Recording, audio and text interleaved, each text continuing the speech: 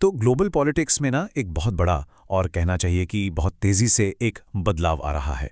चलिए समझने की कोशिश करते हैं कि ये जो यूरोप है वो अचानक से चीन की तरफ क्यों झुकता दिख रहा है। अच्छा, इस हफ्ते ना एक ऐसी चीज हुई जो पिछले आप मान के चलिए लगभग 10 सालों में नहीं हुई। ब्रिटेन के प्रधानमंत्री कीर स्टारमर चीन पहुंचे। और सुनिए, वो अकेले भी नहीं गए। उनके साथ 60 से ज्यादा टॉप कंपनियों के सीईओज का एक बहुत बड़ा डेलीगेशन था। लेकिन देखिए, बात सिर्फ इस एक विजिट की नहीं है। ये तो एक बहुत बड़े और हाल ही में शुरू हुए ट्रेंड का एक हिस्सा लग रहा है। तो फिर सवाल उठता है कि आखिर ये हो क्या रहा है। असल में हुआ ये है कि पिछले कुछ वक्त से पश्चिमी नेताओं की मानो एक लाइन सी लग गई है। सब एक के बाद एक चीन का दौरा कर रहे हैं। और ये जो हो रहा है ना, ये एक बहुत बड़े डिप्लोमैटिक शिफ्ट का साफ साफ इशारा है। अब सवाल ये है कि ये सब अभी क्यों हो रहा है, और इसका जवाब ढूंढने के लिए जो एनालिसिस है वो सीधे सीधे एक ही शख्स की तरफ इशारा करता है, अमेरिका के पूर्व राष्ट्रपति डोनाल्ड ट्रंप। देखिए, हुआ ये कि सालों तक उन्होंने नेटो और G7 जैसे जो पारंपरिक गठबंधन है उनकी आलोचना की। इससे ना एक ऐसा माहौल बन गया जहां अमेरिका के जो सहयोगी देश थे वो दूसरे ऑप्शंस की तलाश करने लगे। जैसा कि यहां कहा भी गया है, इसने उनके अंदर एक तरह की अर्जेंसी पैदा कर दी कि भाई अगर कोई दूसरा ऑप्शन है तो उसे फौरन पकड़ लो।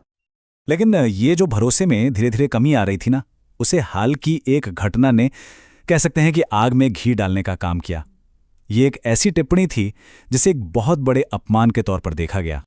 हुआ ये कि पिछले हफ्ते ही एक टीवी इंटरव्यू में ट्रंप ने अफगानिस्तान वॉर के दौरान ब्रिटिश सेना के रोल को लेकर ये दावा कर दिया। इस कमेंट के जवाब में फौरन ये नंबर सामने आया, 457। ये अफगानिस्तान में मारे गए ब्रिटिश सैनिकों की संख्या है, अमेरिका के बाद सबसे ज्यादा। और ये वो बलिदान था जो ब्रिटेन ने अमेरिका पर 9/11 हमलों के बाद दिया था, वो भी नाटो के म्यूचुअल डिफेंस क्लॉज के तहत, जिसमें यह होता है कि एक सहयोगी पर हमला मतलब सब पर हमला। अब जरा ये टाइमलाइन देखिए, इससे पता चलता है कि चीजें कितनी तेजी से हुईं। 22 जनवरी को वो कमेंट आता है। इसके बाद पूरे ब्रिटेन में जबरदस्त गुस्सा और नाराजगी फैल जाती है। और ठीक एक हफ्ते के अंदर 29 जनवरी को ब्रिटेन के प्रधानमंत्री बीजिंग में होते हैं। मतलब कनेक्शन बिल्कुल साफ नजर आता है। हाँ, तो इसमें जो सबसे दिलचस्प बात है ना, वो ये है कि ये जो कमेंट था ये कोई अकेली घटना नहीं थी। असल में ये तो सालों से चले आ रहे टेंशन का एक नतीजा था, एक ब्रेकिंग पॉइंट आप कह सकते हैं। और ये जो पुराना टेंशन था उसकी एक झलक यहां मिलती है। जो सहयोगी देश थे उन्हें ये लग रहा था कि अमेरिका उनसे ट्रेड और डिफेंस जैसे मामलों में ऐसे बलिदान मांग रहा है जो वो खुद देने को तैयार नहीं है। तो पॉइंट यह है कि अफगानिस्तान वाले कमेंट से बहुत पहले ही एक पैटर्न सेट हो चुका था। ऐसा पहली बार नहीं हो रहा था। तो फिर इन सब चीजों का नतीजा क्या निकला?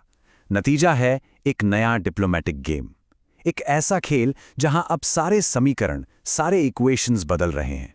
और इस नए खेल की जो बुनियाद है ना, वो इकोनॉमिक है। देखिए, पॉलिटिकल मतभेद अपनी जगह है, लेकिन यूके और चीन के बीच हर साल करीब 130 बिलियन डॉलर का ट्रेड होता है। और ये एक ऐसी सच्चाई है जिसे कोई भी नजरअंदाज नहीं कर सकता।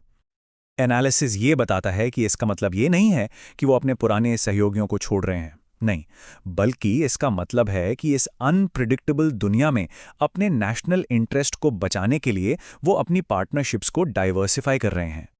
तो चीन के साथ जुड़कर ये देश असल में अमेरिका को एक सीधा सीधा मैसेज दे रहे हैं कि हमारी लॉयल्टी को फॉर ग्रांटेड नहीं लिया जा सकता।